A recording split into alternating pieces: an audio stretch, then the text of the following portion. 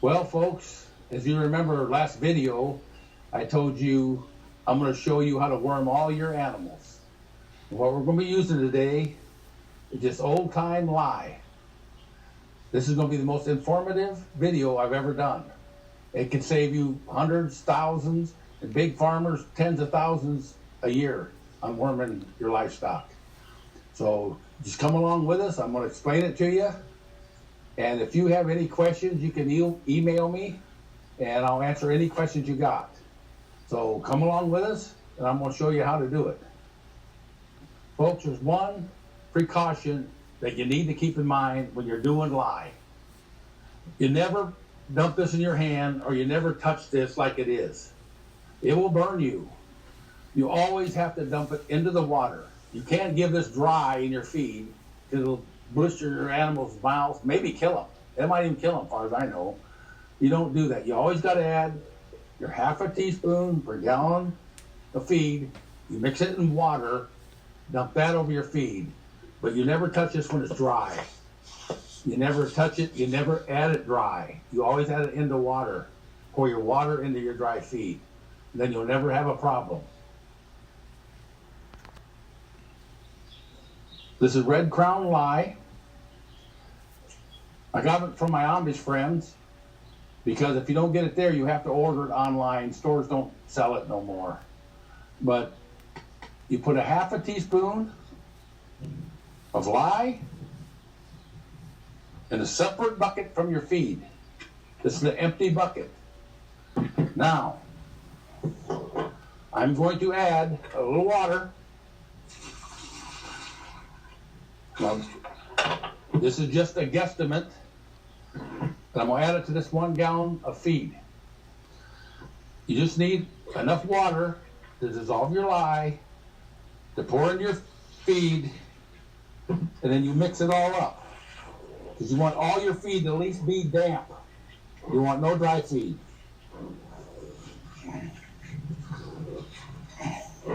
So I'm just going to mix it up like this.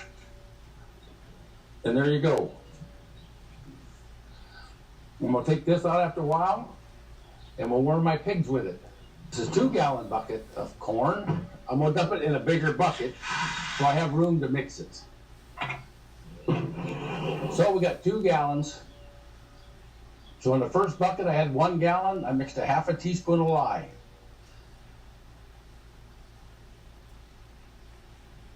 Now I'm going to mix 2 gallons of feed. So I'm going to need a full teaspoon of lye.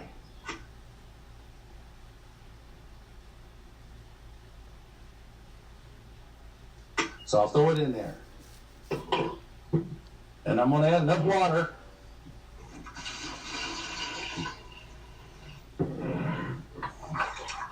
mix it up. I have a little bit more water because I got 2 gallons.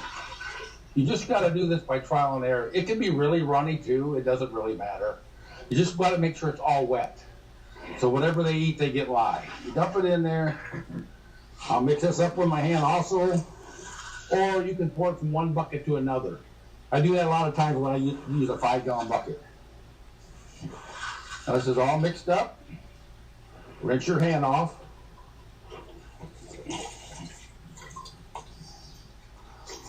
Now, another thing I want to tell you, I have this galvanized bucket sitting here. When you use lye, you cannot use galvanized nor aluminum.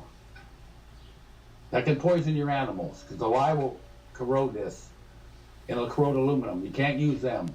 You can use steel, but I always just use plastic. You'll never have no trouble. I wouldn't do this any sooner than like 2 weeks apart. Now me, I do it about every month or month and a half, because it cleans everything out. It cleans the eggs out, the worms out. So there's no sense in doing it every day, because once you worm them, they're good for a long time, because there's no worms, no eggs, no nothing. So I do mine at least every month and a half, and a lot of times every month. So to reiterate this, it's a half a teaspoon per gallon of feed. You do not count the water. The water means nothing except it dissolves the lye. And then you pour the lye, water into your feed, mix it up. Now, if you had 5 gallons, let's say you had 5 gallons of corn, all right, a half times 5 gallons would be 2.5 teaspoons of lye. And you could just put them in this bucket, pour enough water in it, dump it over the whole bucket, make sure it all gets soaked, or you can pour it from bucket to bucket, make sure it gets all soaked up, and that's how you do a full 5-gallon bucket. But remember, a half a teaspoon, a gallon of feed. Don't count the water. The water means nothing. It just dissolves the lye. Sometimes, like, some of the goats are fussy, and if you get it too wet, they don't want to eat it. So I will mix it with as little water as possible, but it's still all damp. So I know if they eat any of it, they're going to get wormed. And not only does this kill the worms, folks, this also kills the eggs. I want to tell you a story. A man named Mr. Griffith that runs Sheep Magazine about 15 years ago, I sent this to him, and he lived on a small farm, and he remembered his grandpa used to use lye, but he didn't remember nothing about it. So he tried it on all of his animals, and it worked so good, he contacted me, and he wanted to do sheep farms all around the United States, and he wanted me to travel with him. But because of my back issues, there's no way I can sit on it that long at a time. I just can't do it. So I got thinking, why not put it on YouTube? And so when I put it in the Sheep Magazine, I had people call me from all over the United States. And this one guy out west had 1,000 head of sheep. And he talked to me, he said, I can't put it in the water because they got a stream, but I got different paddocks I turn them in. And I asked him if he had a sprayer, water sprayer. He said, yeah, he had a 500 gallon. I said, put a half a teaspoon, a gallon,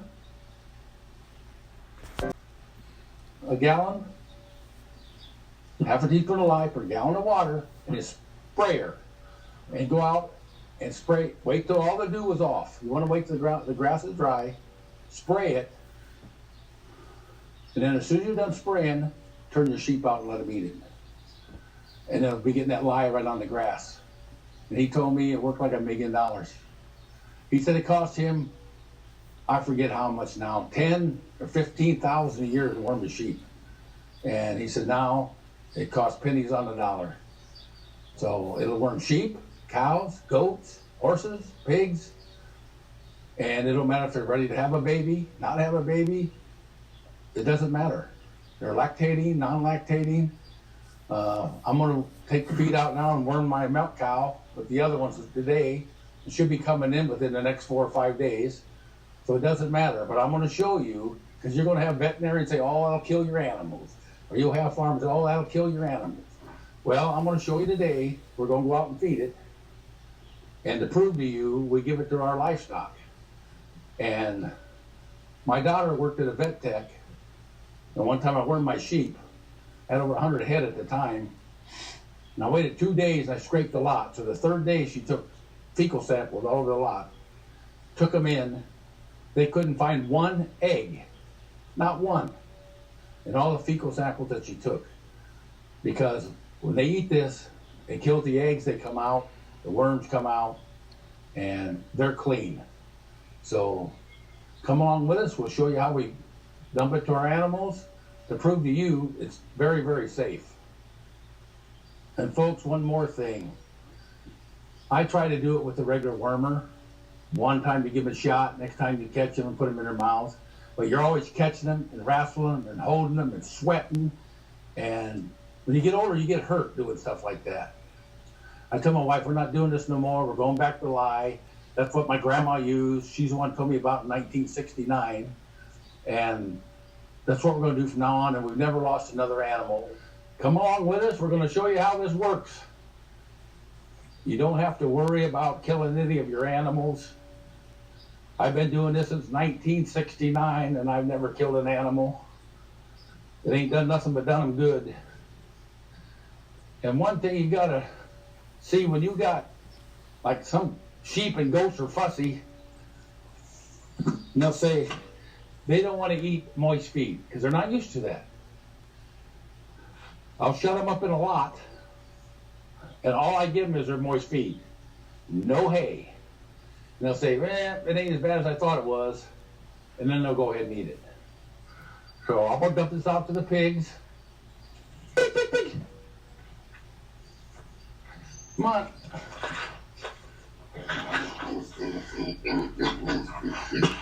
There you go. I notice these pigs been wiggling their tails a lot. A lot of time, that's a sign of worms. So I want to go ahead and get them wormed. I've already wormed them a couple of times since they've been born. You can give this to lactating animals, dry animals, right after they have a baby, right before they have their babies, it doesn't matter. Come on! I want to get over where the cement's a little cleaner. Come on, Mama!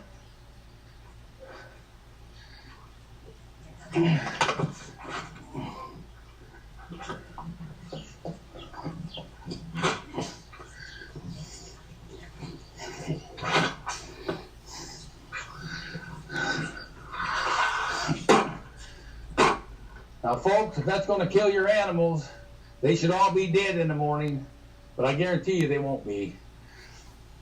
Keeps them healthy. Look how shiny they are. And I do the goats about every 4 to 6 weeks because they're bad about getting wormy. I don't have any sheep anymore, but they were the same way. About every month and a half, I'd worm them. Look how pretty these girls are. But you'll have people say, oh, that lie will kill them. That lie will kill them. I've had people contact me from Sheep Magazine saying they're a vet that said they would kill them. So you do what you want to do. You want to worm your animals, sheep, worm them. Wait a couple of days, clean the lot, take a fecal sample into a vet, and let them try it out. You're going to be amazed.